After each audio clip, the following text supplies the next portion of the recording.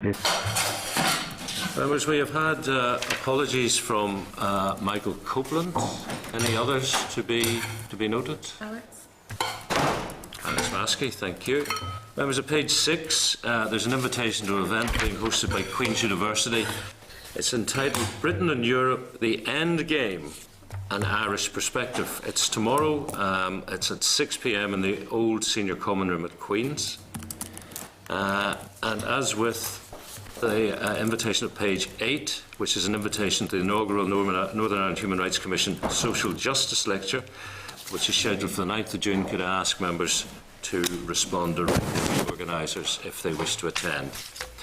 At pages 10 and 11, there's an invitation from the Carnegie UK Trust to me and to the Deputy Chair to meet Sir John Elvidge, former Permanent Secretary of the Scottish Government, and that's next Wednesday at 5:30. And it follows on from an event which they're holding on measuring well-being in Northern Ireland. Now, I'm unable to attend at 5:30. Sir John is available to meet earlier in the day, so I've provisionally arranged to meet him as chair at 4:30 next Wednesday. Deputy Chair has indicated he's available to chair the final stages of our meeting if it's still ongoing. Are members content with this approach? Thank you. Page 12 then, information from the Community Relations Council regarding Communities Relations and Cultural Awareness Week, and that is Monday the 28th of September to Sunday the 4th of October. Yeah. Just in speaking to the clerk about this, members, referring back to our report into our investigation into Together Building a United Community, that week might be a good occasion to bring forward a debate in the next session. Just leave that with you. And members, the list of the committee's current invitations is at page 17. On to the draft minutes of our meeting of the 27th of May. They begin at page 19. Members content to agree the draft minutes? Thank you. Page 25 is a list of outstanding correspondence. In the absence of comment on that, there's only one item of correspondence in your main pack, which is a copy of a letter from a member of the public to the OFMDFM Gender Equality and Sexual Orientation Unit. It contains some queries arising from the recent decision in the Asher's Bakery case. The correspondence is at page 28. Members, you'll also see the most recent Delivering Social Change update is at page 12 of your table packs.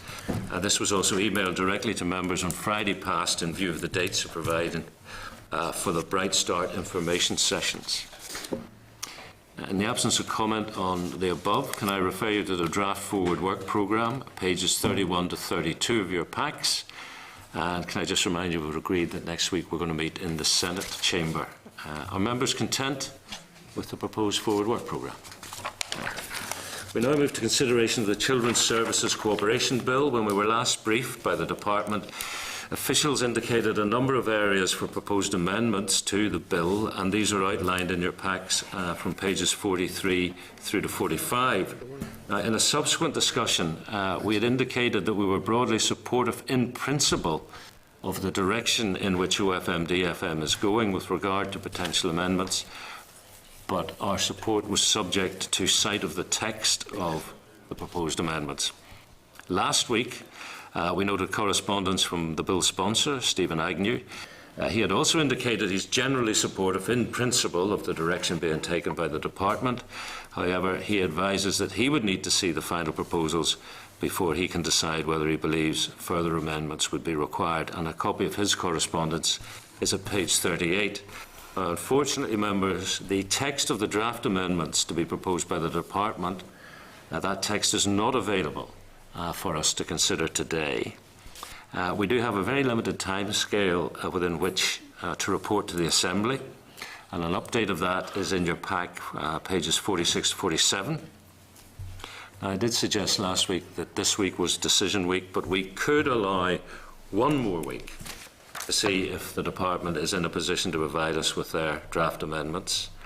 If they're not available for us next week, we will have to come to a decision on how we wish to proceed.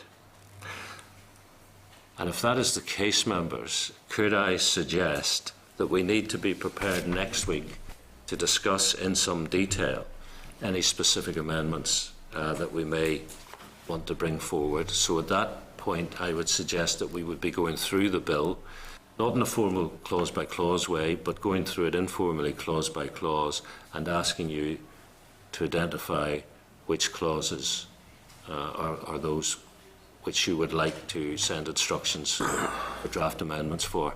I hope it's not the case, and the impression I'm getting is that the Department is working flat out to try and bring forward these amendments, and there is no sense that they are trying to restrict access to this committee. It's just proving difficult for a number of factors. But that said, next week is going to be a hard deadline, so if we do need to be in a position, please, if you want committee amendments, to tell us broadly what they are so we can instruct the Bills Office. Members content?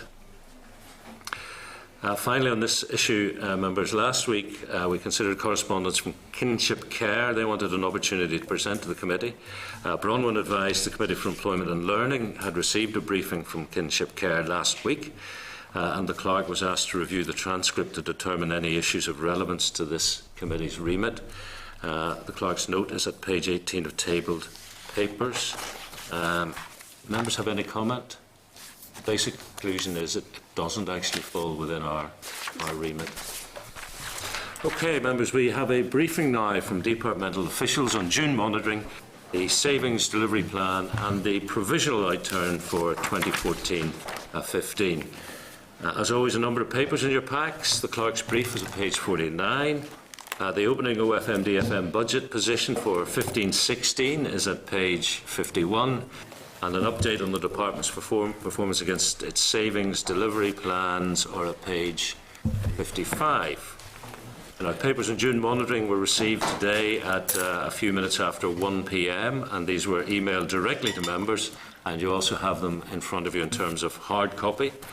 And while no papers have been provided in relation to the provisional outturn, I understand officials will address this in their opening remarks. So Sinead McCartan joins us, as does Stephen Boyd, and Mark Brown, who was in a non-figures capacity last week, is back to talk about money. Many faces, Chair. Very pleased to be here. Thank you. First of all, very pleased to be here to update the committee on the Department's budget position for 15-16 and the June monitoring proposals. And I would like to apologise for the late delivery of papers to the committee. Turning first to provisional outturn. In 2014-15, the Department maintained expenditure within budget and reported an overall outturn of 1% below budget, thus achieving its target of maintaining resource expenditure within 1.5% underspend. The Department reported provisional outturn underspend of 0.4% on total net current expenditure, which is a significant achievement given that the majority of the Department's budget falls within this category. The Department recorded provisional outturn underspend of 2% on capital expenditure. The capital underspends related to delays in a number of business plan projects at Ebrington, project delays at Crumlin Road Jail, and a small capital reserve held by the Department that was not in the end required. These capital underspends from Ebrington and Crumlin Road Jail were notified to the Department too late to be included within the January monitoring exercise, and as a result the Department missed its capital underspend 1.5% target. And a series of actions have been taken to address the issues within both of those areas, designed to ensure that there's greater focus placed on effective financial management in 2015-16. In respect of savings delivery plans, the Department developed and published a series of savings plans to deliver savings and to provide additional spending capacity for priority programmes within the constraints of the 2010 allocations for OFMDFM. 2014-15, OFMDFM has achieved total savings of £11.9 million. This is £1.5 million in excess of the total annual proposed savings of approximately £10.4 million, equating to an additional saving of about 14.6% compared to the original savings delivery plan. So in that regard, we have overachieved in 14-15. Over the 4-year period from April 2011 to March 2015, the Department achieved total savings of £38 million. This is 2.7 million, or about 7.7% in excess of the total target savings of 35.4 million. that were set out in the original savings plans. Turning to June monitoring, and just to give a little bit of background on the 15-16 budget position, I had previously advised the committee of the department's 15-16 budgetary position. Just recap briefly to contextualise. Final budget settlement for 15-16 provides OFMDFM with a total resource budget of £67.9 million, which is an increase of 3.2% on the opening 2014-15 baseline. Within this total, some £6 million is set aside for the Historical Institutional Abuse Inquiry and for EU funds. Settlement also includes additional resources of £4.5 million, which had been identified for the Victims and Survivors Service. So outside of these areas, the budget represents a reduction in the resource baseline for the department's activities of 12.8% on the opening baseline for the previous year. In relation to capital, the department has been allocated a budget of £4.2 million for 15-16. This budget has been allocated to ILEX, £2.8 million, Plum Road Jail, £700,000, and Maze Lawn Cash, also £700,000. Final budget maintains an allocation for the central initiatives, the Delivering Social Change initiative, and the budget is set at £14 million resource and £15 million capital in 15-16. And this will support the rollout of the Social Investment Fund, the DSE signature projects, and the childcare strategy. Since the start of the year, baseline pressures of some £600,000 remain for international relations in the Beijing office, and a number of other pressures have arisen for which the department tends to bid in June monitoring. So we tend to put forward a bid of £600,000 for the new China office and the international relations team to cover the full year running costs of the office, including the funding of any visits in 15-16. A bid was met last year of £311,000 by the executive in June monitoring to support the in-year establishment of the office. In addition, the department has already notified DFP through separate exercises of specific funding requirements in 2015-16 under the Stormont House Agreement in relation to a bid of £0.405 million to cover the costs of the voluntary exit scheme within two of our arm's length bodies, the Equality Commission and the Children's Commissioner, and £1.018 million to fund a range of legacy issues under the Stormont House Agreement. The department proposed to submit two ring-fenced resource bids totalling £1.565 million on behalf of other departments. So these comprise a bid of £0.4 million for the Early Intervention Transformation Programme, or EITP, to provide early intervention services for young families in need of support. This bid will commence the rollout of the Executive's commitments under the Delivering Social Change programme that's co-funded by Atlantic Philanthropies, which was approved in May 2014. Total programme, Atlantic Philanthropies programme, funds total £58.4 million, of which 24.65 comes from Atlantic Philanthropies, 11.25 from departments, and some 22.5 million from the Delivering Social Change Central Fund. Total funding of 1.165 is required to continue full implementation until the end of the 15-16 financial year of the Delivering Social Change Literacy and Numeracy Signature Programme that was announced by the First and Deputy First Minister in October 2012. The current programme has allowed for some 232 full-time equivalent teachers to be employed to deliver one-to-one tuition for children in primary and post-primary schools who are struggling to achieve even basic educational standards in English and maths. So the current programme is due to end in August 2015, and the current bid seeks to extend that programme until the end of this financial year, to March 2016. Turning to capital, on capital, the department is profiling expenditure of £7.5 million and is declaring a reduced requirement on executive funds for the Social Investment Fund of £5 million. The department is seeking a capital reallocation from the SIF reduced requirement to TBUC of £3.19 million. We intend to make a capital bid on behalf of the Department of Education, the Department of Social Development and the Department of Justice, totaling £3.19 million. The bid is split into three sections. £1 million for the creation of 10 shared education campuses, £0.09 to enable the removal of peace walls or interface structures, and £2.1 million to take forward the development of urban villages. Finally, through June monitoring, the department is proposing drawdown of central funds and under DSC and TBUC to a number of departments. On the Delivering Social Change, SIF and childcare central funds, a drawdown of £11.45 million resource and £2.49 million capital is proposed for June monitoring, with the balance of the 2015-16 allocation to be drawn down in future monitoring rounds. To date, ministers have approved allocations from the TBUC Central Fund of some 8.756 million for this year, and it's proposed that of that, 8.046 will be drawn down in June monitoring, and the remainder, again, will be drawn down in future monitoring rounds. Chair, I hope that that's been informative. I appreciate there's quite a lot of detail in what I just said, and I'd be happy to expand on that and to take any questions that there would be from the committee. Okay, thank you very much. Obviously, we are trying to absorb all that detail in the papers. Came relatively late. Can I pick up on the Social Investment Fund, Mark? Because last week we were hearing that you couldn't spend the money. I think it was £1 million actually on the ground to date. Now, from not being able to spend it, you're handing it back. Who's losing out? Who was earmarked to get that £5 million of capital spend that you're now handing back?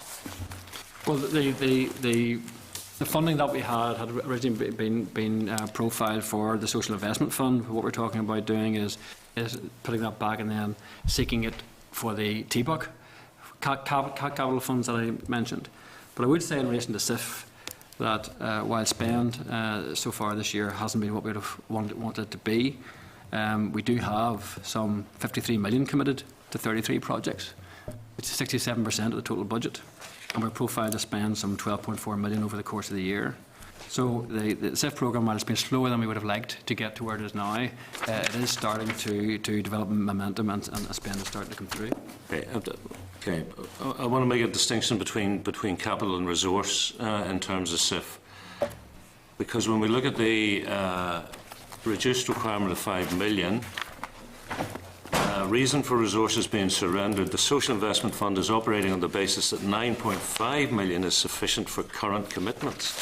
Is that over the course of financial year 15-16? Yes, that's the profile over the current year. But there will be additional SIF spending on resource? There will be. Of? Well, in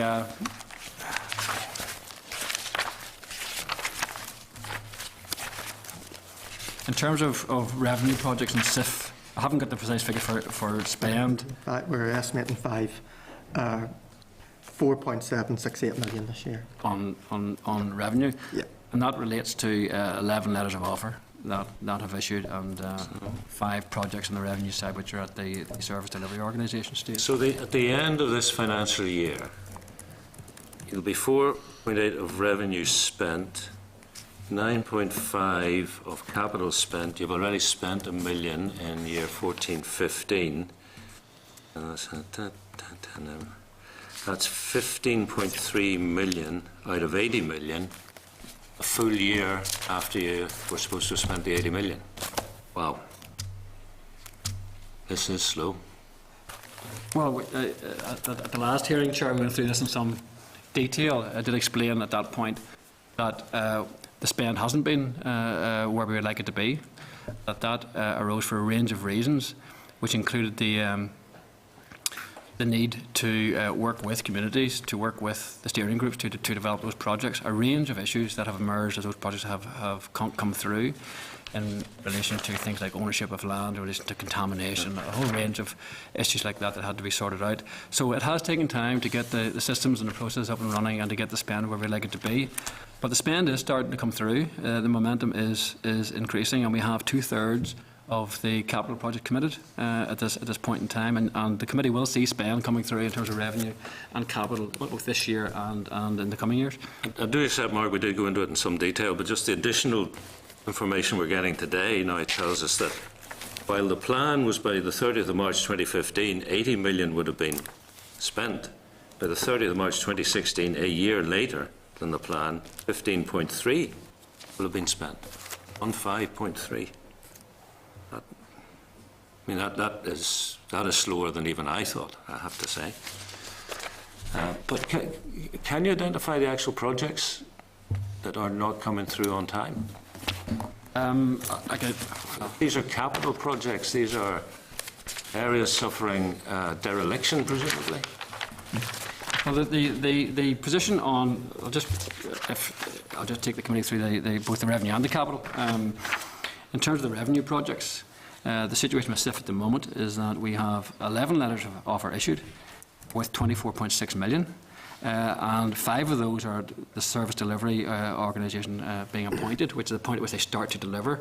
They're worth 11.9 million, but obviously that's over the 3 years or so that they will be in place. In 6 months' time, the numbers here at that appointment of the delivery organisation stage will have increased to 11, worth 24.6 million, and within 12 months, a year from now, we expect to have 22 appointed to a value of 39.9, which is the full revenue allocation. So we're hoping that by next year we'll have the full revenue, all the projects that will spend the full revenue actually starting to be in operation, and the expenditure will then roll out over the next year or two.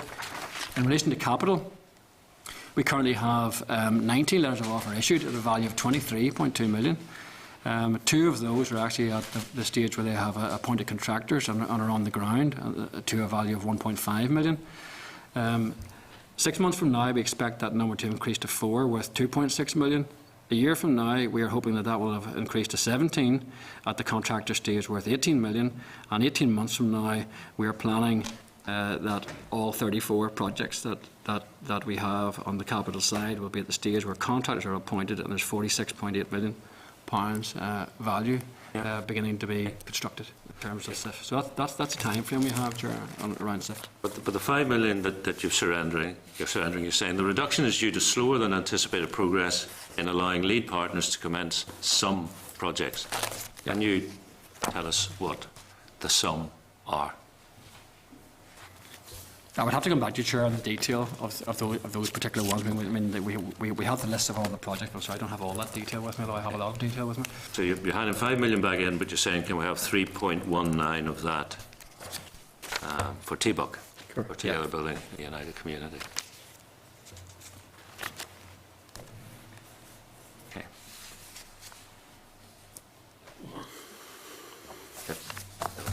I've said it before, it seems to me that it's Tommy Cooper economics, T-Buck, SIF, T-Buck. I think the important thing to say, Chair, I think I did say this at the last committee meeting, is that the executive commitment is to £80 million expenditure, 40 million revenue, 40 million capital. That hasn't changed. That commitment is still there.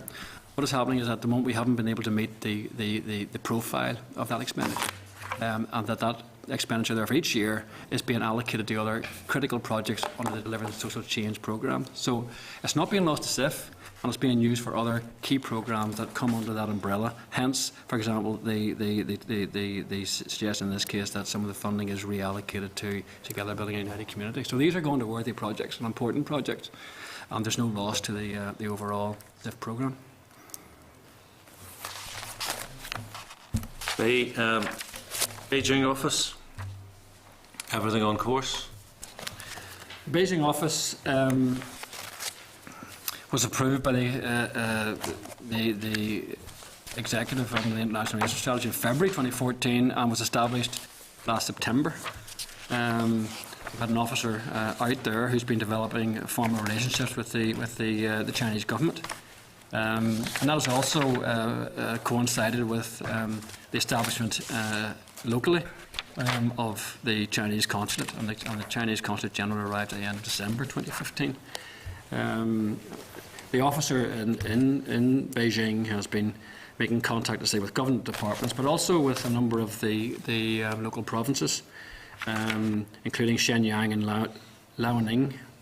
Part of the agreement with the Chinese government was that we would develop partnership arrangements with a Chinese province which they had identified, and there's been substantial work ongoing there to make contacts both on the education side, the industrial relations side, the business side, and in terms of culture. And there have been a number of visits already from some of those provinces back into Northern Ireland to try and develop these relationships.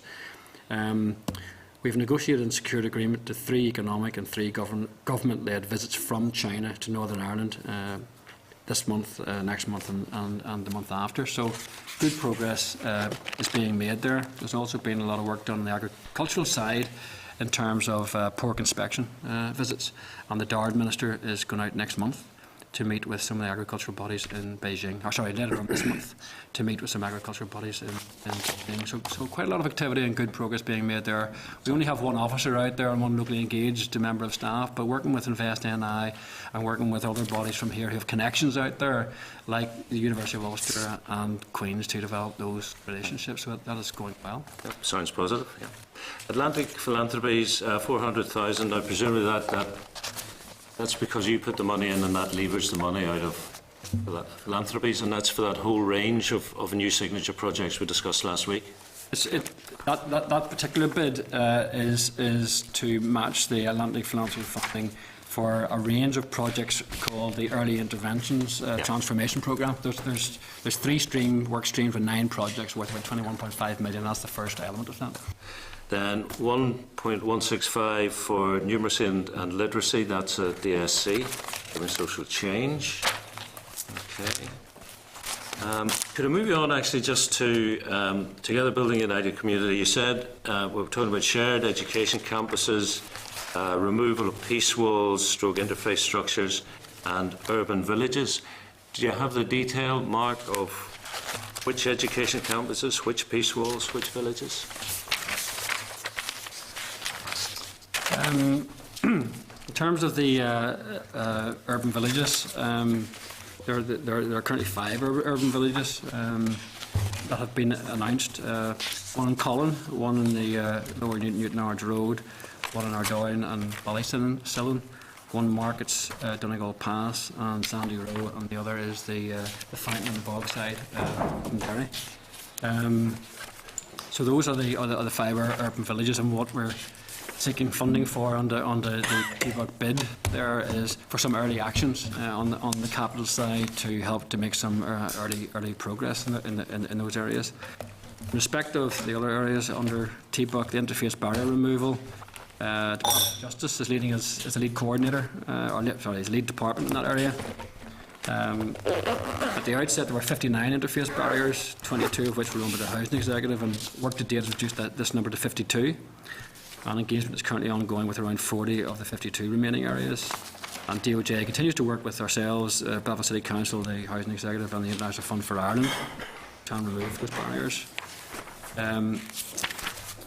Respect to the 10 shared education campuses, I don't have the list there, Chair, but the first call was made in January 2014 and 3 projects came forward and were announced, and project boards for the 3 schemes have been established and have met.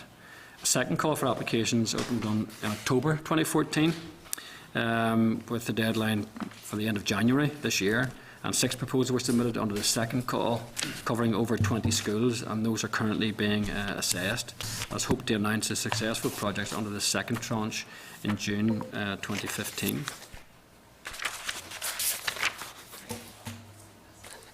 Sorry, the 3 just pointing out are Moy, Ballycastle and Limavady, the shared educational campuses that have already been announced. Okay. How many of these bids are inescapable pressure?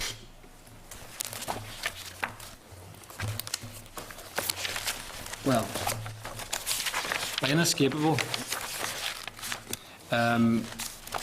this would come into a situation where we're in a contractual situation, or where funding has already been committed and a project would end without it, and we're contractually committed to it. Of these bids,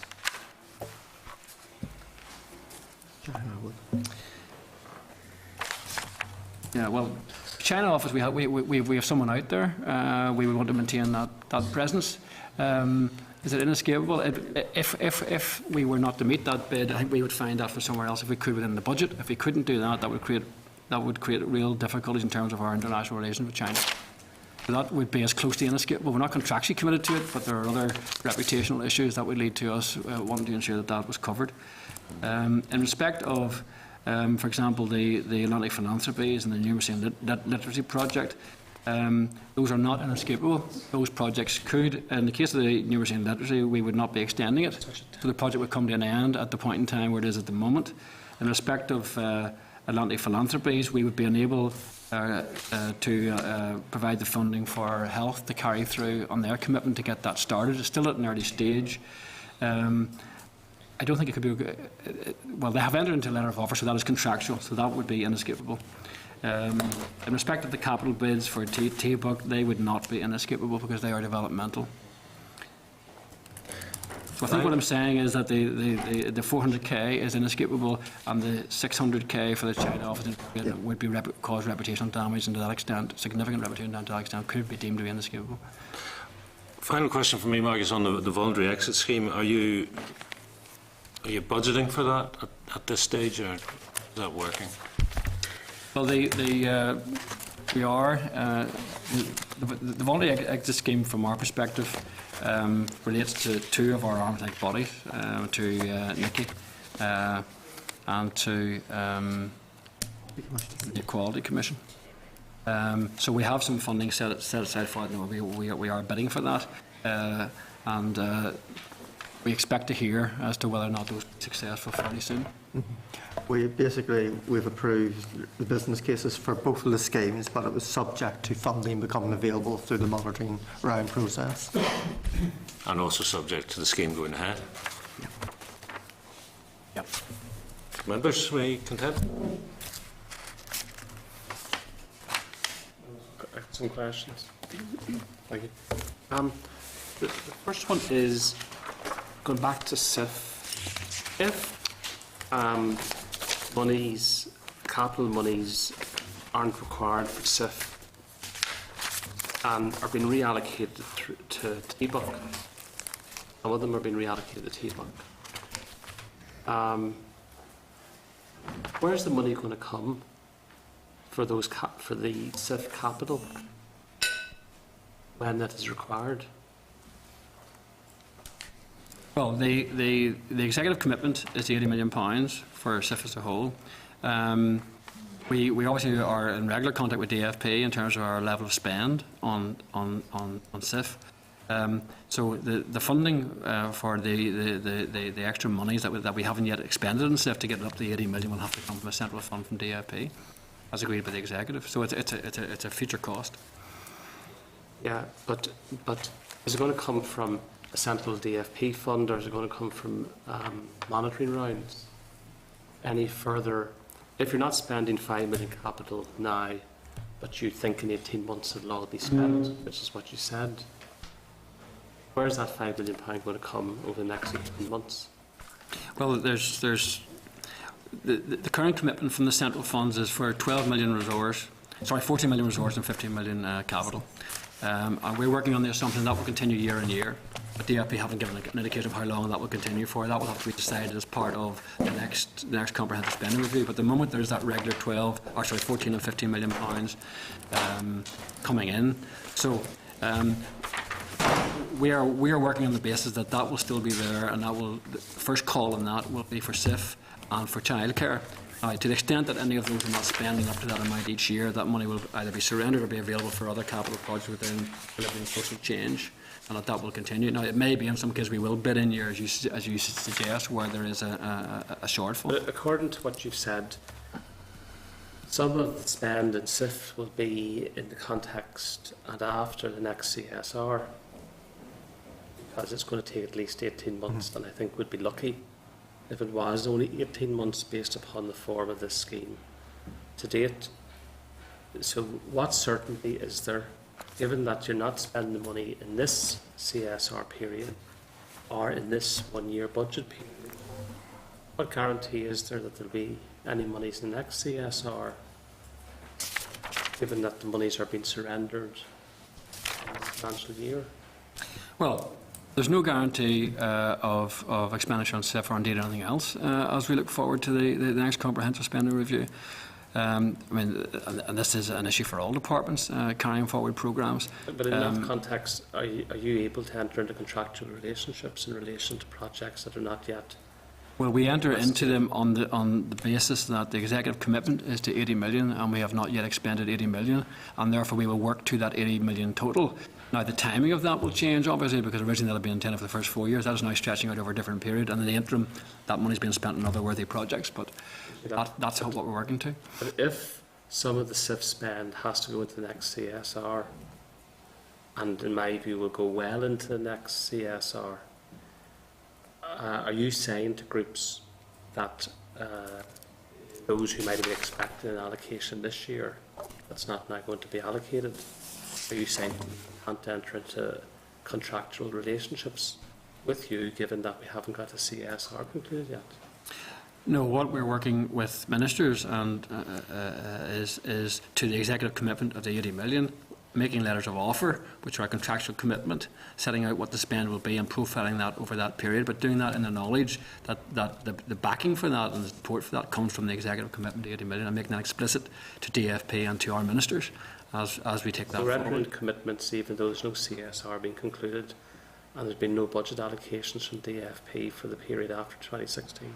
Well, that will be the case in a whole range of areas and a whole range of departments, because not every programme will stop simply at the end of a year. Most of them have a tail and carry through, and there has to be some working assumption, and our working assumption is £80 million long-term commitment and a regular flow of 14 million revenue and 50 million capital until we're told that that is not the case. So are there any plans being developed for SIF 2? Not that I'm aware of. Does that mean no, there's no plans being developed for SIF 2? Well, I'm not aware of any. At the moment we're working to run through the current programme. Has there been any discussion at the FMDFM level that given that you're responsible for childcare strategy, that in the event that a DE bid comes forward for early years money, preschool places that were cut by the DE budget, that FMDFM would back or support any DE bid for preschool childcare places, given the strategic responsibility that you have in FM and DFM for childcare? Well, I think First and Deputy First will always look at the bids that come forward and express their own view through the executive as to what should be supported and not supported, and in doing that, they'll do that in the context, as you say, of the wider childcare strategy and the importance of preschool education. But you're not aware at the moment whether that would be supported or not, if that was the bid that was coming from DE? I'm not aware of any specific scrutiny of specific bids, but that will happen in due course through the existing process as papers come to the executive. There's 1.1, is it, being allocated for the past? It's over £1 million anyway. Yeah. Rising from Stormont House. Yeah. Explain what that one is for. Yeah. There are a range of commitments that OFMDFM have to take forward, and we've been, at this point, many of these are in their early stages, so we're just making a very rough estimate of what might be required in 15-16, but certainly we'll give you a breakdown. The Commission flags identity, culture and tradition. We have identified expenditure next year of 293,000. For the research project on the history of the Troubles, 30,000. For the implementation and reconciliation group, 30,000. For research and advice costs for the development of a pension for severely physically injured victims, £30,000 as for initial scoping. For high quality services for victims and survivors, 200,000. For access to advocate and counsellor assistance, 20,000.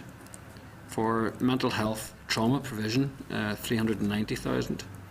And for the appointment of a director designate of the Historical Investigations Unit, which OFMDFM has taken forward, it would be 25,000. So that brings to the total of 1.018 million. And my final question is that, is it right to conclude on the basis of the June monitoring figure or paper that when it comes to the VSS, that they're not flagging up to you at this stage any in-year pressures in terms of their budget allocation, including monies that are accessed by victims and survivors? Well, the VSS budget for this year, as you're probably aware, is 13.2 million, which is an increase from the 12.6 million from last year. So it's the biggest budget that's ever been for the Victim and Survivors Service. We're not aware of them indicating any major pressures. They've been moving ahead and they have been allocating out their funds. They've been making letters of offer to both funding groups and taking forward the individual needs programme, and they're quite well advanced in terms of their budget. So they've been out of the blocks early this year in getting that funding out, and they haven't identified to us any significant pressures. Thank you. All done, folks? Okay, Sinead, Stephen, Mark, thank you very much indeed. Okay, members, any other business? If not, can I remind you that we're meeting next week in the Senate chamber at 2 o'clock. Meeting adjourned. Assembly Committee Room 30. This is the Northern